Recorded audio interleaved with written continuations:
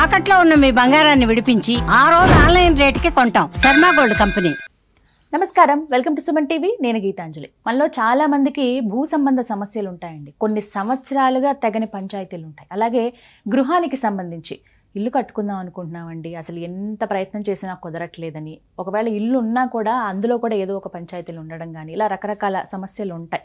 అసలు ఇంటి కోసం ఏమైనా ప్రయత్నం చేద్దామన్నా కూడా అన్ని ఆటంకాలే వస్తున్నాయని చెప్పి ఇలా చాలా సమస్యలతో మనలో చాలామంది బాధపడుతూ ఉంటారు. వీటికి ఏమైనా పరిహారం ఉందా అని మనం ఎదురు చూస్తూ ఉంటాం. అలాంటి వాళ్ళకి 2వ శ్రావణ శనివారం చక్కటి పరిహారం చేసుకోవచ్చు అని అంటారు పెద్దలు. అయితే ప్రత్యేకించి ఎలాంటి పరిహారం చేసుకోవాలి, అసలు ఆ రోజు ఇంకా విశేషం ఏంటి? శ్రావణ మాసంలో అన్ని రోజులు చాలా దివ్యమైనవి అని అంటారు. మరి శ్రావణ శనివారం అసలు ఎలాంటిది, ఆ రోజున మనం ఏం చేయాలి, ఎటువంటి పరిహారాలు చేసుకోవాలి, వివరించేందుకు ప్రస్తుతం మనతో పాటు ఉన్నారు ప్రముఖ జ్యోతిష్యులు బ్రహ్మశ్రీ నందిభట్ల శ్రీహరి శర్మ గురువు గారు. వారితో మాట్లాడి మరిన్ని వివరాలు తెలుసుకుందాం. గురుగారు నమస్కారం అండి. వాగర్థావివ సంపృక్తౌ వాగర్థ ప్రతిపత్తయే జగతః పితరౌ వందే పార్వతీ పరమేశ్వరౌ. ఆదిత్యాయ చ సోమాయ మంగళాయ బుధాయ చ గురుశుక్రశనిభ్యశ్చ రాహవే కేతవే నమః. శృంగేరి జగద్గురు పీఠాధిపతులకి, కంచి పీఠాధిపతులకి నమస్కారములు తెలియజేసుకుంటూ కార్యక్రమాన్ని ప్రారంభిద్దాం. గురుగారు, శ్రావణ శనివారం 2వ వారం ఇది. అయితే చాలామంది అడుగుతూ ఉంటారండి, ఇందాక నేను చెప్పినట్లుగా భూ సమస్యలండి, లేకపోతే ఇంటి గురించి అండి, ఎంత ప్రయత్నం చేసినా అవ్వట్లేదు అని అడిగారు. మీరు ఒకానొక సందర్భంలో అన్నారు శ్రావణ మాసం వచ్చినప్పుడు ఖచ్చితంగా చెప్తాను వీటికి పరిహారం అని. మరి ఇప్పుడు తెలియచేయండి, అసలు ఏంటి, ఏం చేయాలి? చాలామందికి ఇప్పుడు భూ సంబంధమైన సమస్యలు ఉన్నాయమ్మా. కోర్టు కేసుల్లో ఉన్నాయి, తగాదాలు, ఎన్నో అన్నదమ్ముల మధ్య పరిష్కారం కానివి చాలా కొన్ని వేల కేసులు కోర్టుల్లో నలుగుతున్నాయి. కరెక్ట్. చాలా చోట్ల చూస్తే మంచి మంచి లొకేషన్లలో ఖాళీ జాగా ఉంటుంది, ఖాళీ స్థలం ఉంటుంది, కానీ ఎందుకు కట్టట్లేరు అనేటువంటిది కూడా చాలా మంచి మంచి ప్రైమ్ లొకేషన్స్ లో మళ్ళీ ఇవన్నీ కూడా వివాదాస్పదమైనటువంటివి. అంతేకాకుండా కొంతమంది తెలిసి తెలియక వివాదాస్పదమైనటువంటి స్థలాలు తీసుకొని ఇల్లులు కట్టుకొని వాటిని క్లియర్ చేసుకోవడం కోసం కోట్ల చుట్టూ తిరుగుతుంటారు. మరీ విచిత్రం ఏంటంటే మధ్యతరగతి వాడి కల సొంత ఇంటి ఇల్లు నిర్మాణం, సొంత ఇల్లు కావాలి. అదృష్టం ఉంటే గవర్నమెంట్ ఇస్తుంది, లేదా ఇప్పుడు మన సుమన్ లాంటి సార్ వాళ్ళు అయితే ప్రేమతో పనిచేసే వాళ్ళకి ఇచ్చారు. అంత ప్రేమాభిమానం అందరికీ ఉండాలని లేదుగా. మరి అందరూ కూడా సామాన్యమైన మధ్యతరగతి కుటుంబీకులు ఉంటుంది. ప్రతి వాళ్ళకి సొంత ఇంట్లో అంటే ఒక రకంగా చెప్పాలంటే నేను దగ్గర నుంచి కొంతమందిని చూశానమ్మా. అంటే అనకూడదు, ఈ సందర్భం చెప్పకూడదు, మనమంటూ జరిగిపోతే సొంత ఇంట్లో జరిగిపోతే ఒక ఆనందం, వేరే ఎక్కడో అద్దె ఇంట్లో మనం జరిగిపోయామంటే ఆ ఇబ్బందులన్నీ ఫేస్ చేయడం పిల్లలకి కష్టతరం అవుతుంది. మనం పోయే లోపల మనకంటూ ఒక సొంత ఇంట్లో మనం పోయామనే తృప్తి మనకు కావాలని చెప్పి ఎంతమంది ఆలోచించే వాళ్ళు ఉంటారు? అందరూ ఉంటారమ్మా. ప్రతి మనిషికి జీవితంలో ఒకే ఆశయం అమ్మా, కూడు గూడు బట్ట, ఈ 3 ఉండాలి. ఈ 3 ఉంటే రేపటి రోజు ఎలా అని చెప్పి ఆలోచిస్తారు, రేపటి రోజు ఎలా ఉంటుందని భయంతో ఉండడు, రేపటి రోజు గురించి ఎలా జీవించాలని ఆలోచిస్తారు. అది కాబట్టి ఇలా ప్రతి వ్యక్తి జీవితంలో భూ సంబంధమైనటువంటి సమస్యలు ఉంటాయి. కాబట్టి గృహ సమస్య తీరాలన్నా ఇప్పుడు చాలా మందికి శాలరీ అంతా బాగుంటుంది కానీ లోన్ శాంక్షన్ కాదు.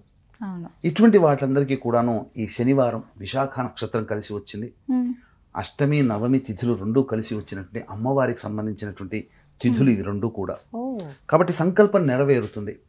పైగా ఈ రోజున విశాఖ నక్షత్రానికి అధిపతి ఎవరమ్మా? గురువు. కాబట్టి గురువు తులారాశిలో ఉంటాడు, లక్ష్మీప్రదమైనటువంటి రాశి అది. వృశ్చిక రాశిలో కూడా ఉంటాడు. వృశ్చిక రాశ్యాధిపతి ఎవరు? కుజుడు. కుజుడు అంటే మళ్ళీ భూ సంబంధం. కాబట్టి ఉద్యోగ రంగంలో కానీ, భూ సంబంధంగా కానీ, గృహ సంబంధంగా కానీ ఇబ్బందులు పడుతున్నటువంటి వాళ్ళు ఖచ్చితంగా ఈ రోజున గుర్తుపెట్టుకుని వీక్షించేటువంటి ప్రేక్షకులు ముడుపు కట్టండి. శనివారం రోజున మీరు మొదటి శనివారం రోజున సమస్యల కోసం ఉన్నారు, ఆ ముడుపు కట్టారు. ఇటువంటి రోజు ఉన్నటువంటి వాళ్ళు ఖచ్చితంగా ముడుపు కట్టి భూవరాహ స్తోత్రం అని ఒకటి ఉంటుందమ్మా. అది ఆ రోజు మొదలుపెట్టి మళ్ళీ ఆశ్వీజ మాసం వచ్చేంత వరకు కూడా, ఆశ్వీజ చవితి తదియ వరకు కూడా ప్రతిరోజు ఈ భూవరాహ స్తోత్రాన్ని, లేదా కనీసం ఈ శ్రావణ మాసం అయ్యేంత వరకు అయినా కానీ ప్రతిరోజు ఆ యొక్క వరాహస్వామి చిత్రపటాన్ని తెచ్చుకొని, లక్ష్మీ వరాహస్వామి చిత్రపటం ఉంటుంది, తెచ్చుకొని ఆ రోజున ప్రతిరోజు సూర్యోదయం కంటే ముందే లేచి భూవరాహ స్తోత్రాన్ని రోజుకి 11 సార్లు పారాయణం చేయండి. ముడుపు కట్టండి. ఖచ్చితంగా శ్రావణ మాసం తిరిగే లోపల మీకు భూ సంబంధమైన సమస్యలకి ఒక చక్కటి పరిష్కారం లభిస్తుంది. అది అవి చదవటం మెయిన్ ఇంపార్టెంట్ అమ్మా. తర్వాత దీపారాధన చేయడం ఇష్టం. తర్వాత సంబంధించి ఆ రోజు శనివారం కూడా అయింది కదమ్మా. ఆ రోజున ముఖ్యంగా చాలా మంది అనారోగ్య సమస్యలతో బాధపడుతుంటారు. కాబట్టి ఈ అనారోగ్య సమస్యల్ని రూపుమాపేటువంటి శక్తి నవగ్రహాలలో గురువుకి చాలా ప్రాధాన్యత ఉంది. ఎందుకనంటే ఈ రోజున ప్రతి వ్యక్తి కూడాను ఇండైజేషన్, కాన్స్టిపేషన్ ప్రాబ్లమ్స్ ఫేస్ చేస్తున్నారు. మధుమేహం వ్యాధి ఫేస్ చేస్తున్నారు. ఈ మధుమేహానికి కూడా శ్వాస సంబంధంగా కూడా ఇబ్బంది పడుతున్నారు, కిడ్నీ సంబంధంగా ఇబ్బంది పడుతున్నారు. అంటే శుక్రుడు కారకుడు, గురువు మధుమేహానికి కూడా కారకుడు. కాబట్టి గురువు నక్షత్రం తులారాశి, శుక్రుడి రాశి అధిపతి, అందులో ఉన్న విశాఖ నక్షత్రం అధిపతి గురువు. కాబట్టి ఈ గురు శుక్రుల సంయోగం కలిసినటువంటి మళ్ళీ అమ్మవారికి సంబంధించిన తిథులు అష్టమి నవమి తిథులు కలిసి వచ్చాయి. కాబట్టి ప్రదోషకాల సమయంలో ఇప్పుడు చెప్పబోయేటువంటి పరిహారం కనుక చేస్తే చాలా మటుకు మనకు తెలియకుండానే శని దోషము తొలగిపోతుంది. ముఖ్యంగా అనారోగ్య సమస్యలు రూపుమాపబడతాయి అని చెప్పవచ్చు. వీక్షించేటువంటి ప్రేక్షకులు కూడా ఆగస్టు 8వ తారీఖు రోజున శ్రావణ శుక్రవారం వరలక్ష్మి వ్రతము, శ్రవణ నక్షత్రం కలిసి వచ్చింది. ముఖ్యంగా పౌర్ణమి కూడా కలిసి వచ్చినటువంటి రోజు. కాబట్టి ఆ రోజున ప్రతి మహిళ, పురుషుడు కూడా ఈ శ్రావణ మాసంలో నోములు, వ్రతాలు మహిళలు ఆచరిస్తారు. దేవతా పూజలు పురుషుడు చేస్తారు. వారి సంకల్పం నెరవేరాలనే సదుద్దేశంతో షోడశ కళలతో భాసిల్లుతున్నటువంటి రోజు అయినటువంటి ఆగస్టు 8వ తారీఖు రోజున షోడశ లక్ష్మీ హవన కార్యక్రమం అనేటువంటిది జరిపించడం జరుగుతుంది. అలాగే మేష, మిథున, కర్కాటక, సింహ, కన్య, వృశ్చిక, ధనస్సు, కుంభ, మీన రాశిలో జన్మించిన వారికి శనిదోష నివారణ హోమాలు కూడా జరిపించడం జరుగుతుంది. ఈ కార్యక్రమంలో పాల్గొనడం ద్వారా వివాహ సమస్యలు, దాంపత్య సమస్యలు, అనారోగ్య సమస్యలు, ఆర్థికపరమైన సమస్యలు, గృహ సమస్యలు నివారణ అవుతాయి. కాబట్టి అవకాశం ఉన్న వాళ్ళు కార్యక్రమం తదనంతరం కాంటాక్ట్ చేసి మీ గోత్రనామాలు నమోదు చేసుకోవచ్చు. ఆ 8వ తారీఖు రోజున సాయంకాలం 7 గంటలకి ప్రారంభమవుతుంది. కాబట్టి 5 గంటల లోపల మీ గోత్రనామాలు నమోదు చేసుకోవచ్చు.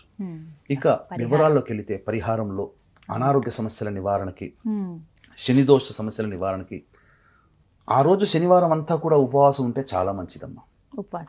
మంచిది. అలాగే వెంకటేశ్వర స్వామి ఆరాధన, వెంకటేశ్వర స్వామి దేవాలయానికి చేరుకొని చేసుకోవడం.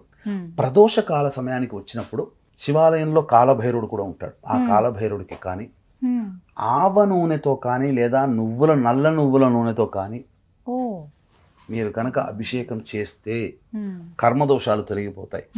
లేదా ఈ 2 నూనెలతో అభిషేకం చేయొచ్చు. ఆవ నూనె, నువ్వుల నూనె అభిషేకం చేస్తే కర్మదోషాలు ముఖ్యంగా తొలగిపోతాయి, అనారోగ్య సమస్యలు తొలగిపోతాయి, శని దోషం కూడా తొలగిపోతుంది. అలాగే నీలి రంగు పుష్పాలతో ఈశ్వరునికి అర్చన చేయాలి. అది చామంతి కానీ శంకు పుష్పాలు కానీ నీలి రంగులో ఉంటే చాలా విశేషం. ఈ విధంగా చేసి ఆ యొక్క వ్యక్తి ఎవరైతే అనారోగ్య సమస్యతో కానీ లేదా శని దోషంతో బాధపడుతుంటాడో ఆ వ్యక్తి ఒక మట్టి పాత్ర తీసుకుని అందులో నువ్వుల నూనె వేసి ఆ నువ్వుల నూనెలో ఇలా ముఖాన్ని చూసి అప్పుడు ఆ దేవాలయంలో నైరుతి దిక్కులో గళ్ళ ఉప్పు రాశిగా వేసి అక్కడ దీపారాధన చేసి వస్తే చాలా మటుకు అనారోగ్య సమస్యలు, జటిలమైన సమస్యలు చాలా మటుకు తగ్గుముఖం పడతాయమ్మా. ఇది ఒక్కటి చక్కటి పరిహారం. అటు భూ సమస్యలు ఉన్న వాళ్ళు, ఇంటి కోసం ఎదురు చూసే వాళ్ళు, అనారోగ్యంతో ఉన్నవాళ్ళు మంచి రోజు అయితే చాలా మంచి శనివారం, 2వ శనివారం, ఆగస్టు 2వ తారీఖు కదా గురుగారు? అవునమ్మా, ఆగస్టు గుర్తుపెట్టుకోండి, ఆగస్టు 2వ తారీఖు. గురుగారు చెప్పినటువంటి చిన్న పరిహారాలు పాటించండి, మనకున్నటువంటి ఆ సమస్యల నుంచి ఖచ్చితంగా బయటపడతామని చెప్తున్నారు. ధన్యవాదాలు గురుగారు, చాలా సంతోషం అండి. నమస్తే. సర్వం శ్రీ ఉమామహేశ్వర పరబ్రహ్మార్పణమస్తు.